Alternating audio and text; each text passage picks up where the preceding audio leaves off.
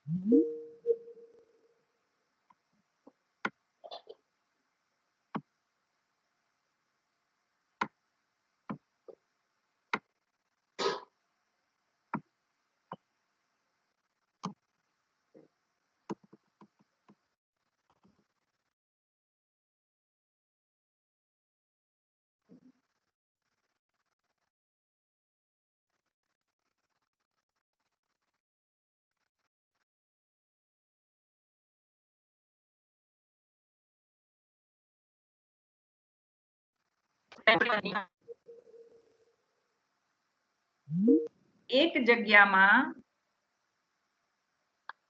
ગતિ કે સ્થિતિ બતાવવી હોય ત્યારે ઇન વપરાય છે.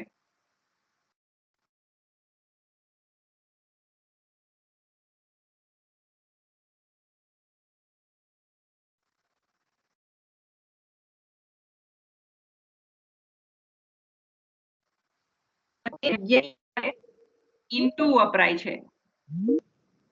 ઇન્ટુ એક સાથે લખજો. ઇન્ટુ વપરાય છે. INTO ઇન્ટુ એક સાથે લખી દેવાનું છે. દાખલા તરીકે વાક્ય number 1, 2, 3.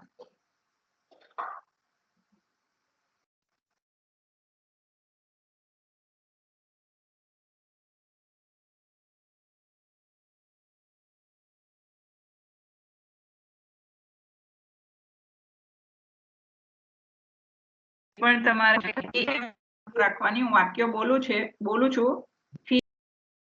Water, I live in this house, the lion jumped into the well.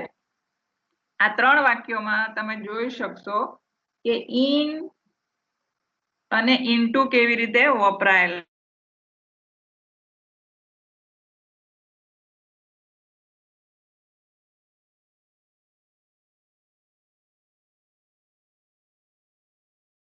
છે. હોય ત્યારે ઇન્ટુ વપરાય છે. બરાબર. હવે હું તમને અહીંયા સમજાવું છું. જુઓ, બે વાક્યો નહીં, આપણને સેન્ટેન્સ નંબર 1, 2, 3 કહ્યું છે. તો બોર્ડ પર જોતા જજો જરા. Fishes swim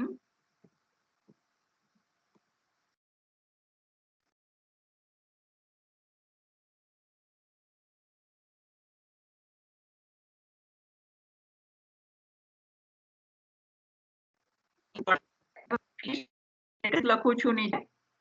I live in this house.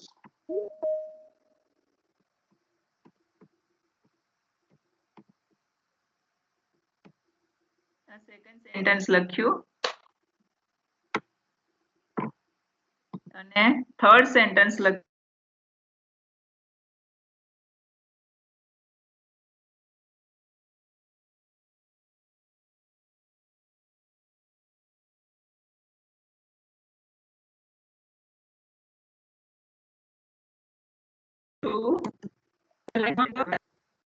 બીજા પાછા જે એન્ટ્રી લે છે એ લોકોને એન્ટ્રી પણ આપતી જાઓ.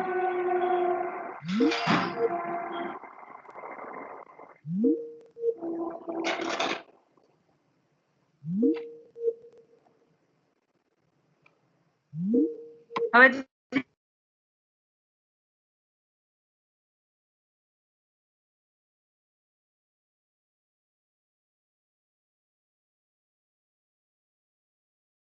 જે પહેલું શબ્દ રહી ગયો છે.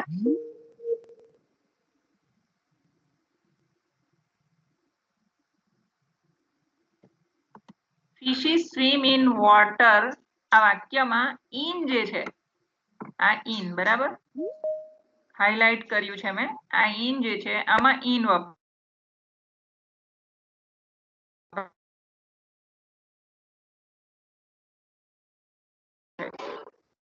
તમે જોશો કે ઇન્ટુ વપરાયું છે, બરાબર. હવે કેમ ત્રીજા વાક્યમાં ઇન્ટુ વપરાયું છે અને ઉપરના બે વાક્યમાં ઇન વપરાયું છે? આપણી ડેફિનિશન એમ કહે છે કે એક જ જગ્યા પર તો ઇન વપરાય, બરાબર. જેમ કે fish is swim in water, માછલીઓ પાણીમાં તરે છે, બરાબર. તો પાણી એક જ જગ્યાએ રહેલું છે અને તેમાં માછલીઓ તરે છે, રાઈટ. તો પાણી એક જ જગ્યાએ રહેલું છે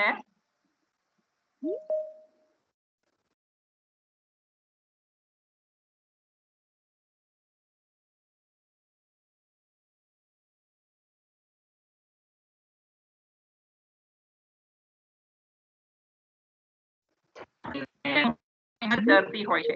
એ એક જગ્યાએથી બીજી જગ્યાએ જાય પણ એ પાણીને પાણીમાં જ, એનું જે એરિયા છે તેમાં જે રહે છે, બરાબર. એનો પાણીનો એરિયા કહેવાય, તેમાં જે રહે છે, એટલે ત્યાં ઇન વપરાય. પછી સેકન્ડ જે વાક્ય છે, I live in this house, હું આ ઘરમાં રહું છું. તો હું જે ઘરમાં છું ત્યાંથી જ બોલું છું કે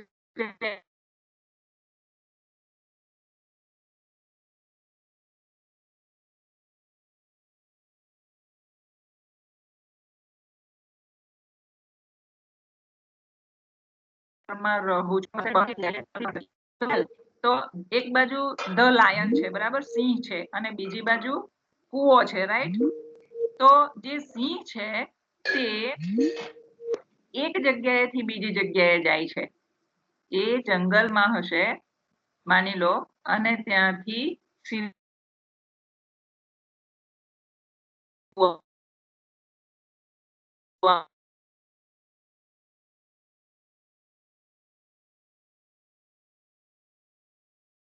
એ જમ્પ મારી દે છે, એટલે એ બીજી જગ્યાએ. ત્રીજા વાક્યમાં લાયને જગ્યા બદલી છે, એ કશે કોઈ જગ્યાએથી સીધો કૂવામાં ગયો, તો એને જગ્યા બદલી છે, તેથી ઇન્ટુ વપરાયું છે. એટલે બંને ઇન અને ઇન્ટુ નો અર્થ એક જ છે, માં પણ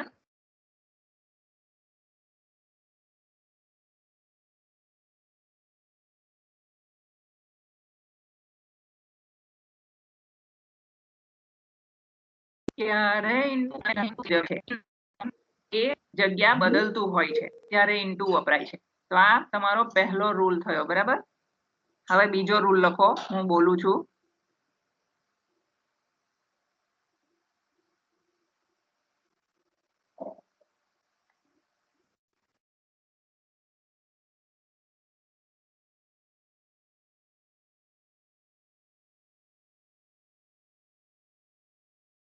બીજો છે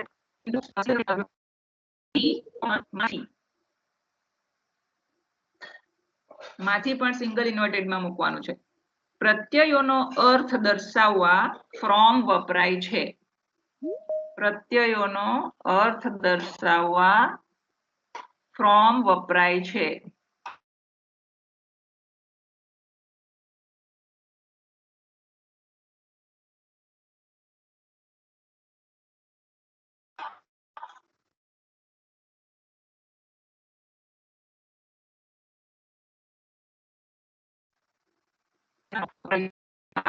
દર્શાવવી હોય ત્યારે આઉટ ઓફ વપરાય છે. આઉટ ઓફ વપરાય છે.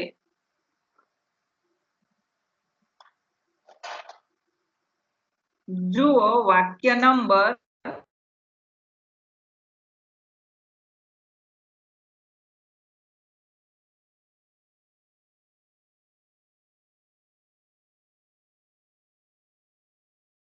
5 જે હોય તો 4, 5 અને 6 નંબરના વાક્યમાં તમે આ રૂલ બરાબર સમજી શકશો.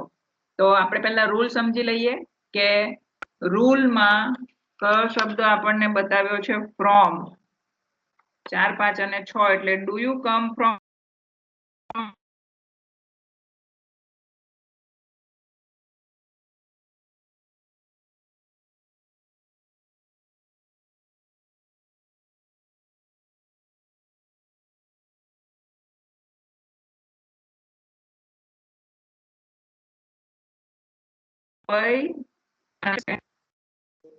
અહીંયા તમે જોજો sentence Sentence number 4. Do you come from Mumbai?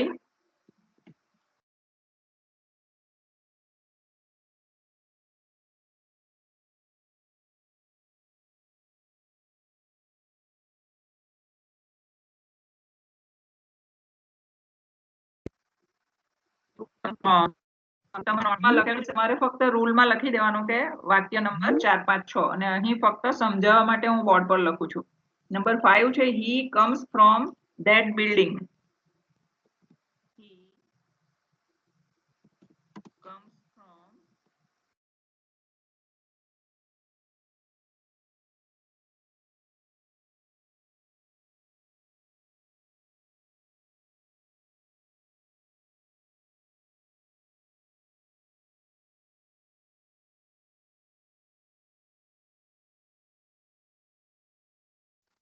that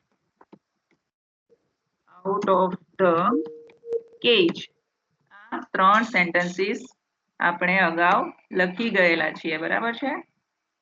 હવે એ સેન્ટેન્સીસમાં તમે જોશો કે 2 સેન્ટેન્સ તેમાં ફ્રોમ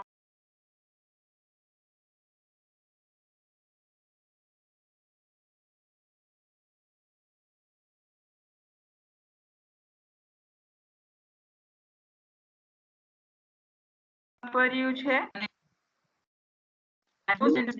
from that building એ પેલા બિલ્ડિંગ માંથી આવે છે અને 6th સેન્ટેન્સ છે the lion came out of the cage, એમાં out of વાપરેલું છે. તો આપણો રૂલ જે છે સેકન્ડ નંબરનો રૂલ એ ફ્રોમ અને આઉટ ઓફ નો અર્થ આપણને કહે છે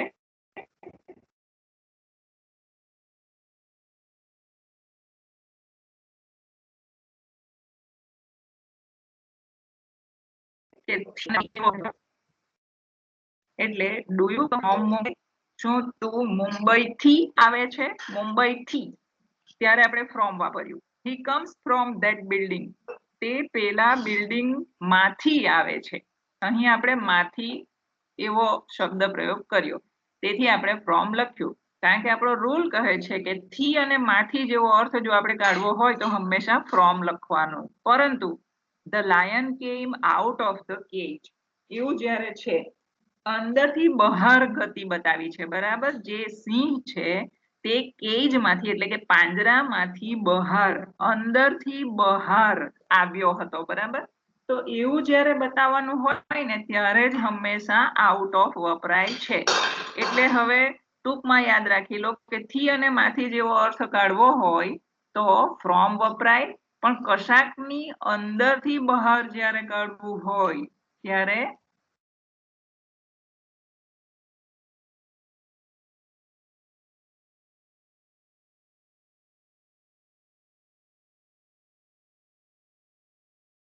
આપણે વાપરીએ હંમેશા નંબર 3.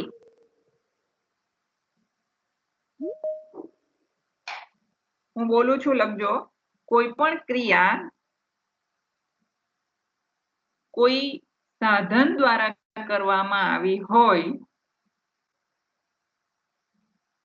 તો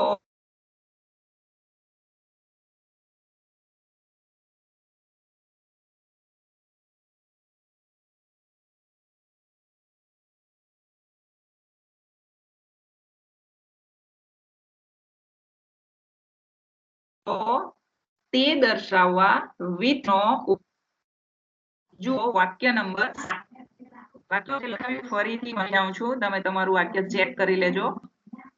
કોઈ પણ ક્રિયા કોઈ સાધન દ્વારા કરવામાં આવી હોય તો તે દર્શાવવા with નો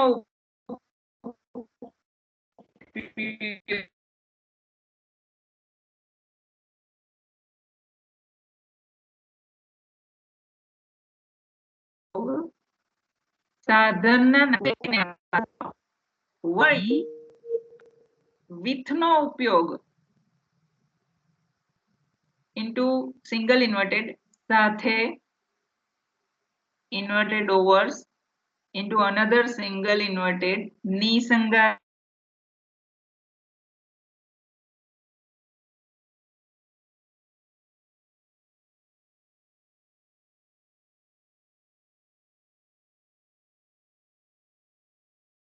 સાથે નંબર 8. હવે આપણે વાક્ય નંબર 7 અને 8 લખીએ છીએ.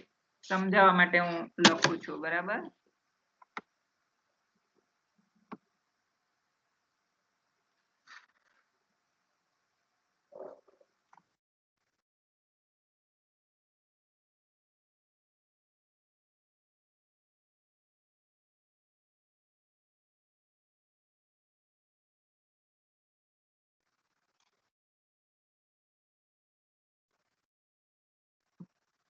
વાક્ય નંબર 7 માં cut a tree with an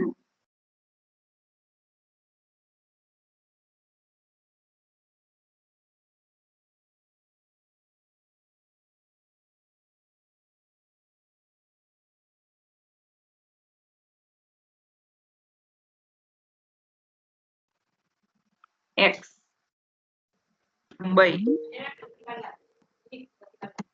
with his uncle.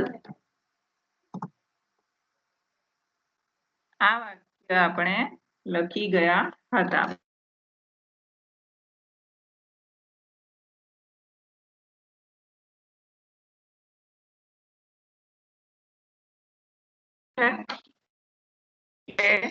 સાથે અથવા ની સંગાથે કહે છે એનો અર્થ તરીકે, અને કહે છે કે જે સાધન વપરાયું હોય વાક્યમાં તેની પૂર્વે મૂકવામાં આવે છે હંમેશા with, WITH, બરાબર? એટલે આપણે 7 માં જોઈએ, he cut a tree with an axe. તેણે ઝાડ કુહાડી વડે કાપ્યું હતું, બરાબર? તો સાધન અહીં કયું વપરાયું છે? એન એક્સ, એટલે કે કુહાડી. તો આપણો ત્રીજા નંબરનો રૂલ કહે છે કે સાધનની આગળ with મુકાય. એટલે એક્સ વડે એણે ટ્રીને કાપ્યું, કુહાડી વડે એણે ટ્રીને કાપ્યું. કુહાડી થી એવો શબ્દ પણ વપરાય, પણ વડે. નંબર 8 માં તમે જોશો, he went to Mumbai with his uncle. હવે તમે ની સાથે સંગાથે એવો પણ with નો અર્થ થાય છે. તેથી અહીં તમે છો કે તે મુંબઈ તેના અંકલની સંગાથે ગયો. તે તેના અંકલની સાથે મુંબઈ ગયો એવો અર્થ દર્શાવવા માટે અહીં with વપરાયો છે. આગળ બીજું રૂલ નંબર 4 લખો. on, above અને over ઇંગ્લિશમાં લખજો. on, above, on પછી કોમા કરજો, above ABOVE અને over OVER. એ ત્રણેયનો અર્થ ઇન્ટુ સિંગલ ઇન્વર્ટેડ લખો, ઉપર, ઉપર ઇન્વર્ટેડ ઓવર્સ થાય છે. ઓન, એબોવ અને ઓવર નો એ ત્રણેય શબ્દનો અર્થ શું થાય? ઓવર, સોરી, ઉપર, ઉપર થાય છે. જ્યારે એક વસ્તુ બીજી વસ્તુની લગોલગ ઉપર હોય ત્યારે ઓન વપરાય છે. આગળ લખજો. જ્યારે એક વસ્તુ બીજી વસ્તુની લગોલગ ઉપર હોય ત્યારે ઓન વપરાય છે. જો વાક્ય નંબર 9, આપણે વાક્ય નંબર 9 લખીશું એટલે આપણને ખબર પડી જશે કે એકદમ લગોલગ હોય ને કોઈ પણ વસ્તુ ટચ થઈને મૂકેલી હોય, બેસેલી હોય કે ગમે તે, ત્યારે જ ઓન નો ઉપયોગ થાય છે, બરાબર? પણ હું આ વાક્ય બોર્ડ પર લખું તે પહેલા હજી તમારે ડેફિનેશનમાં આગળ લખવાનું છે. પેરેગ્રાફ કરીને લખો. એબોવ નો અર્થ પણ ઉપર થાય છે. એબોવ નો અર્થ પણ ઉપર, ઉપર ઇન્ટુ સિંગલ ઇન્વર્ટેડ, ઉપર થાય છે. પરંતુ એક વસ્તુ માથે,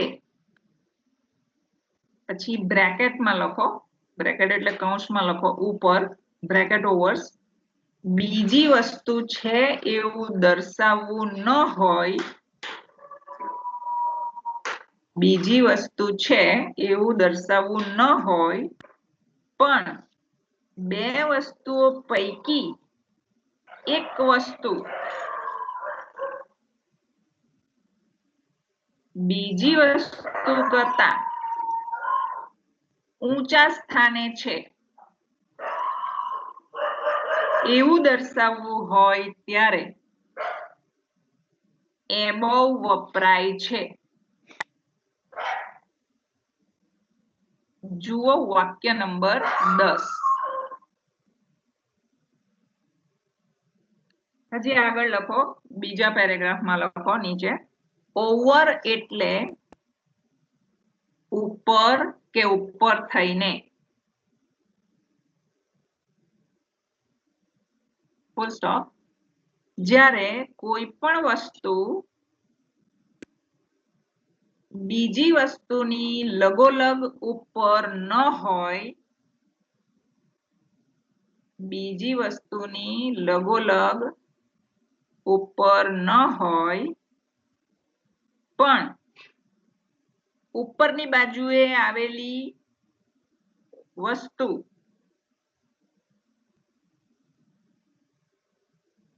નીચે આવેલી વસ્તુને આવરી લેતી હોય, નીચે આવેલી વસ્તુને આવરી લેતી હોય કે તેની ઉપરથી જતી હોય, ત્યારે ઓવરનો ઉપયોગ થાય છે. ઓવરનો ઉપયોગ થાય છે. જુઓ વાક્ય નંબર 11 અને 12.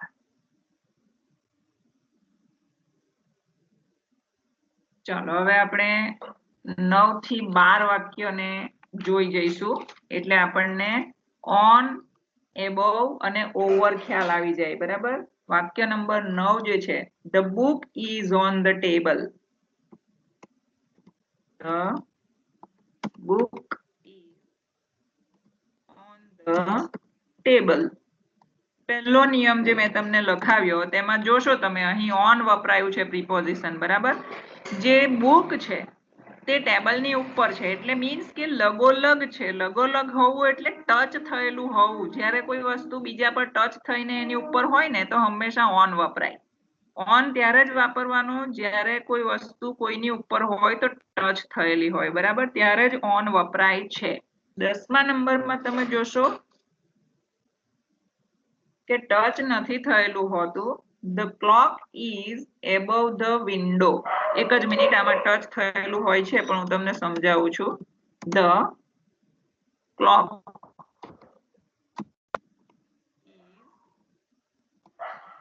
Above the window. ઘડિયાળ જે છે તે બારીની ઉપર છે. બરાબર. તો એબવ માટેનો આપણે રૂલ જોઈએ, જે મેં તમને ગુજરાતીમાં લખાવ્યો. એબવ નો અર્થ પણ ઉપર થાય છે. બરાબર. ઉપર જ છે અહીં આપણું ઘડિયાળ પણ. પરંતુ એક વસ્તુ માથે બીજી વસ્તુ છે, એટલે કે વિન્ડો આપણાથી ઉપર છે જ અને તેનાથી ઉપર ઘડિયાળ છે એવું દર્શાવવું ન હોય, એટલે કે વિન્ડો આપણી ઉપર છે એવું આપણે નથી બતાવવું. બરાબર. પણ ઘડિયાળ બતાવવું છે. પણ બે વસ્તુઓ પૈકી એક વસ્તુ બીજી વસ્તુ કરતા ઊંચા સ્થાને છે. આપણી પાસે બે વસ્તુ છે, એક છે વિન્ડો અને બીજું છે ઘડિયાળ. વિન્ડો પણ ઊંચી છે અને એનાથી ઉપર છે ઘડિયાળ, એ પણ ઊંચું છે. બરાબર. તો જે સૌથી વધુ ઊંચું છે ને, બીજી વસ્તુ કરતા ઊંચા સ્થાને છે એવું દર્શાવવું હોય ત્યારે એબોવ વપરાય છે. એટલે ક્લોક જે છે તે વિન્ડો થી પણ ઉપર છે. એટલે ભલે અહીં એબોવ પણ ટચ તો કરે છે, કારણ કે ઘડિયાળ કોઈ અધ્ધરતાલ રહેતું નથી, એને ખીલી ઠોકીને ટીંગાડેલું હોય છે. બરાબર. એટલે એને દિવાલને ટચ તો કરેલી જ હોય છે, પણ વિન્ડો થી પણ ઉપર છે. એક તો આપણે પોતે આપણું ઘરમાં આપણે રહેતા હોઈએ છીએ, તેથી તો આપણે જ્યારે ઘડિયાળ તરફ જોઈએ તો એક વિન્ડો છે ઊંચી છે. બરાબર. અને વિન્ડો થી ઊંચું પાછું ક્લોક છે. એટલે જે ક્લોક છે તે બીજાથી ઊંચું છે, બીજાથી ઉપર છે. એમ જો આપણે બતાવવું હોય, બીજાથી ઉપર બતાવવું હોય ને ત્યારે એબોવ વપરાય છે. ત્યાર પછી સેન્ટેન્સ નંબર 11 લખું છું.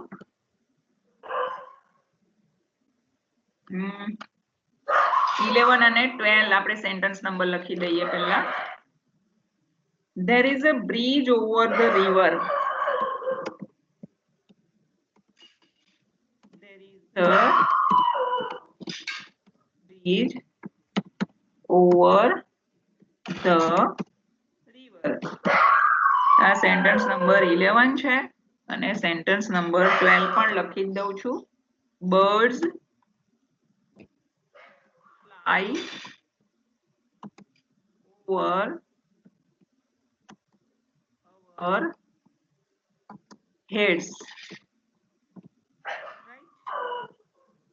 આમાં જો આ બંને સેન્ટેન્સ નંબર્સ 11 and 12 માં ઓવર શબ્દ વપરાયેલો છે. I read the sentence number 11. There is a bridge over the river. નદીની ઉપર એક બ્રિજ છે, એક પુલ છે. Sentence number 12. Birds fly over our heads. પક્ષીઓ આપણા માથા પરથી ઉડે છે. સમજીએ આપણો રૂલ ને જો એપ્લાય કરીએ તો ઓવર માટેનો આપણો રૂલ શું કહે છે કે ઓવર એટલે પણ ઉપર અને ઉપર થઈને એવો અર્થ થાય છે જ્યારે કોઈ પણ વસ્તુ બીજી વસ્તુની લગોલગ ઉપર ન હોય, એટલે કે ટચ કરતી ના હોય. જો ટચ વાળા બે આવ્યા, ઓન આવ્યું, એબોવ આવ્યું, પરંતુ ઓવરમાં ટચ નથી થતું. ટચ કરતી ના હોય, લગોલગ ન હોય, પણ ઉપરની બાજુએ આવેલી વસ્તુ નીચે આવેલી વસ્તુને આવરી લેતી હોય. એટલે કે ઉપર કઈ વસ્તુ છે? વાક્ય નંબર 12 માં પક્ષીઓ ઉપર છે અને વાક્ય નંબર 11 માં પુલ, બ્રિજ એ રિવરની ઉપર છે અને એ રિવરને આવરી લે છે. અને વાક્ય નંબર 12 માં બર્ડ્સ આપણા માથાને આવરી લે છે. બરાબર? તો ત્યારે ઓવર વપરાય છે. એટલે આપણે ઓન નો રૂલ જોયો, એબોવ નો રૂલ જોયો અને ઓવર નો રૂલ જોયો. ઓન અને એબોવ માં વસ્તુ ટચ થયેલી હોઈ શકે છે, ઓવર માં વસ્તુ ટચ નથી થતી.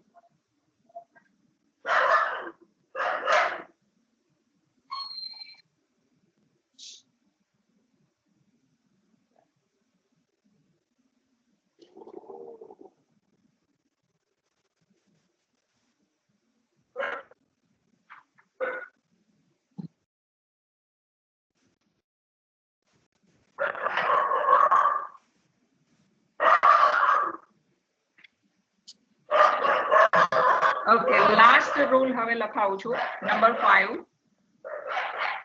લખતા જજો. જ્યારે બે વ્યક્તિઓ કે બે વસ્તુઓની વાત કરતા હોઈએ ત્યાં રિપીટ કરેલું વાક્ય.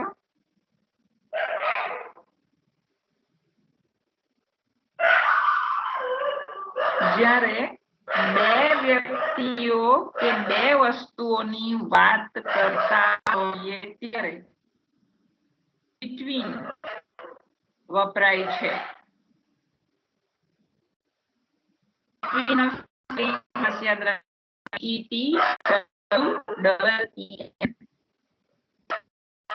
અને બે કરતા વધારે વ્યક્તિઓ કે વસ્તુઓની વાત કરતા હોઈએ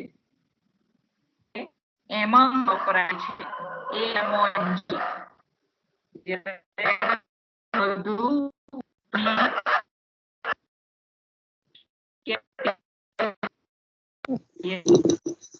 મેમ પાછા બોલો ને, અવાજ બરોબર નથી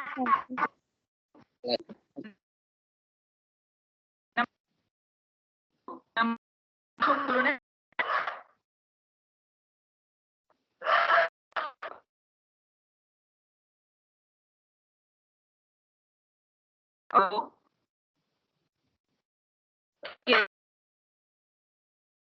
બરાબર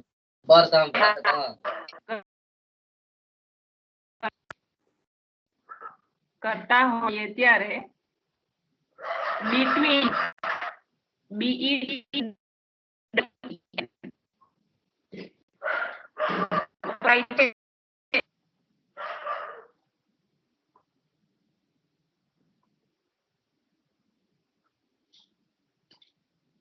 અને 2 કરતા વધારે વ્યક્તિઓ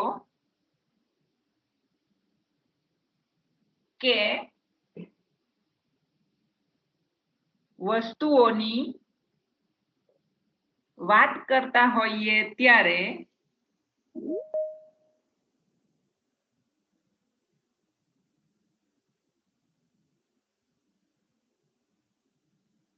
among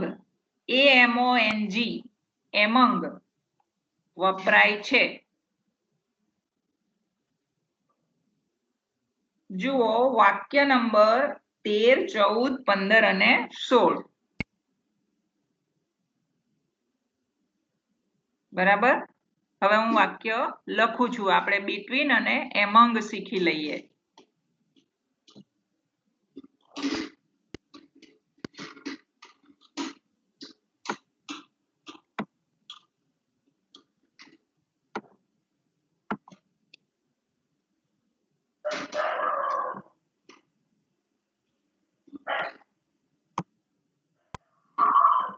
નંબર આપણને આપ્યા છે 13, 14 અને 15 અને 16 નંબર જોવા માટે કહ્યું છે.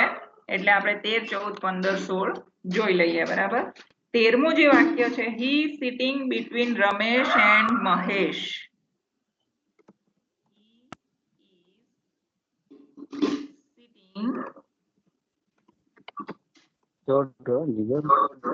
Between Ramesh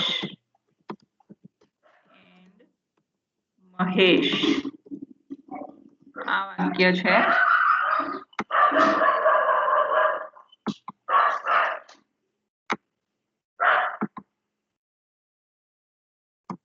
Number 14. The clock is between the 2 windows.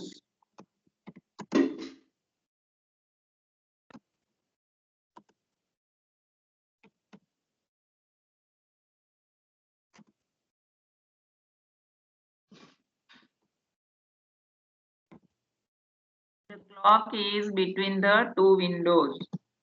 Sentence number 15 right here. He distributed sweets among the beggars.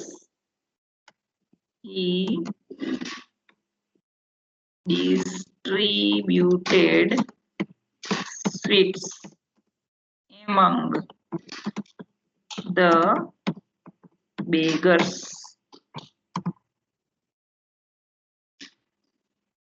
And sentence number 16, that is the last sentence. Verse 16.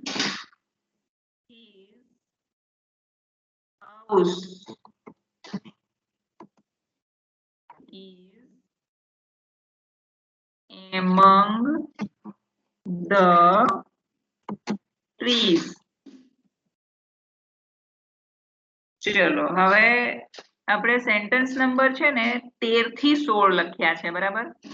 તો લાસ્ટ 5મા નંબરના રૂલમાં આપણને કહ્યું છે કે ભાઈ સેન્ટેન્સ નંબર 13, 14, 15 અને 16 જોઈ લો એટલે તમને between અને among વાપરતા આવડી જાય. 13 અને 14માં સેન્ટેન્સમાં between વાપર્યું છે અને 15 અને 16ના સેન્ટેન્સમાં among વાપર્યું છે. between અને among બંનેનો ગુજરાતી અર્થ થાય છે વચ્ચે. બરાબર. વચ્ચે, ની વચ્ચે વગેરે.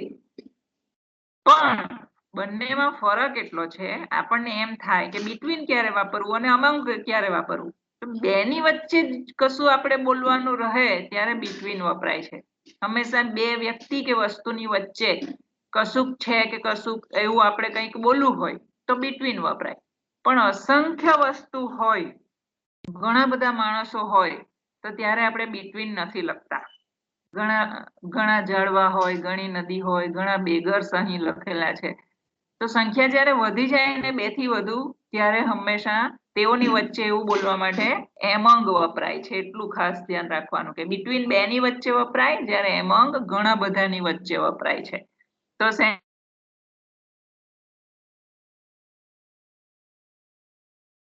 મહેશ, તે રમેશ અને મહેશની વચ્ચે બેઠો છે. અહીંયા બે જણની વચ્ચે બેઠો છે, રમેશ અને મહેશની વચ્ચે બેઠો, ત્રીજા કોઈની વચ્ચે નથી બેઠો કોઈ માણસ, તે રમેશ અને મહેશની વચ્ચે બેઠો છે. એ ભલે ત્રીજો માણસ છે, તમને એમ થશે કે 3 માણસ તો થઈ ગયા, પણ અહીં 3 ની વચ્ચે નથી બેઠો, એ ફક્ત 2 ની વચ્ચે બેઠો છે, રમેશ અને મહેશની વચ્ચે બેઠો છે, એટલે અહીં બિટવીન વાપર્યું છે. 14મા નંબરના વાક્યમાં તમે જોશો, the clock is between the 2 Windows. 2 બારીઓની વચ્ચે છે ક્લોક, ઘડિયાળ, એટલે અહીં પણ બારીઓ ફક્ત 2 છે અને તેની વચ્ચે ઘડિયાળ છે, એટલે 2 ની વચ્ચે જ છે, તેથી બિટવીન વાપર્યું પ્રિપોઝિશન. અને 15 અને 16માં હવે તમે જોશો બહુવચનમાં હશે, જે પણ હશે તે, એટલે કે 2 થી વધી જશે સંખ્યા, એટલે એમંગ વાપર્યું છે, AMONG, એમંગ વાપર્યું છે. He distributed sweets among the beggars. તેણે ભિખારીઓની વચ્ચે મીઠાઈ વહેંચી હતી. તો ભિખારીઓ કેટલા છે? 2 છે, 2 તો નથી બતાવ્યા, 2 beggars એવું તો નથી લખ્યું, બલકે the beggars એમ લખ્યું છે, એટલે ભિખારીઓ વધી ગયા, ઘણા બધા ભિખારીઓ છે, ફક્ત 2 જ નથી. તેથી આપણે સમજી શકીએ કે અહીં આપણે બેગર્સ ઘણા હોવાથી એમંગ વાપર્યું છે.